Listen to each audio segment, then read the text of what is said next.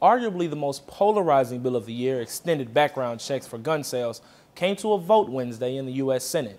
People who have been pushing for new gun laws to curb gun violence just suffered a big blow. The bipartisan compromise to expand background checks on guns just failed to break a Republican filibuster. The vote was 54 to 46. The bill needed an extra 6 votes to move on to the House, but considering the vote fell largely along party lines, analysts didn't expect it to pass. Chuck Todd tweeted, "Even if all Dems had voted for Manchin and Toomey, it still would have fallen short of 60. Which means the problem is once again bipartisan support.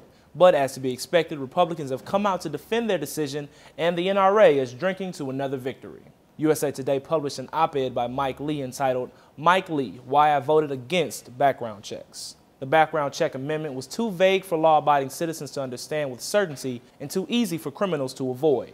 He went on to say, "But the government has no business monitoring constitutionally protected activity like gun ownership, any more than it has any business tracking what books Americans read or how often they attend church."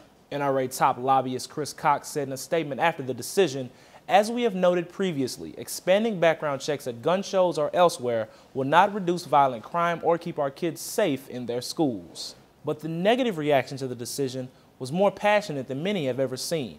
It started early with the hero of the shooting in Arizona shouting her disapproval before the Senate was even dismissed. Patricia Maish stood up and broke the rules of the Senate. "Shame on you," yelled Maish. 2 years ago, she was one of the people who effectively shut down Jared Lardner's killing spree. Maish snatched away his Extra magazine.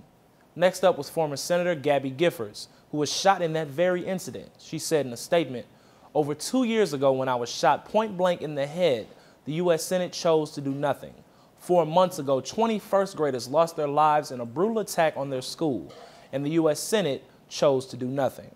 But no one spoke louder or showed more disappointment for the Senate's actions than President Obama. Obama wasted no time in grabbing the country's eyes and ears to voice his disapproval, holding a press conference not even an hour after the bill was struck down. The president left no doubt where he stood on the issue, calling the vote shameful. The gun lobby and its allies willfully lied about the bill. There were no coherent arguments as to why we wouldn't do this. It came down to politics. Are they serious? After the vote, it seems the push for gun control legislation may have come to a halt. All 8 of the other potential gun control laws have been tabled until a later date. For Newsy, I'm Jamal Andrus. Multiple sources, a broader view.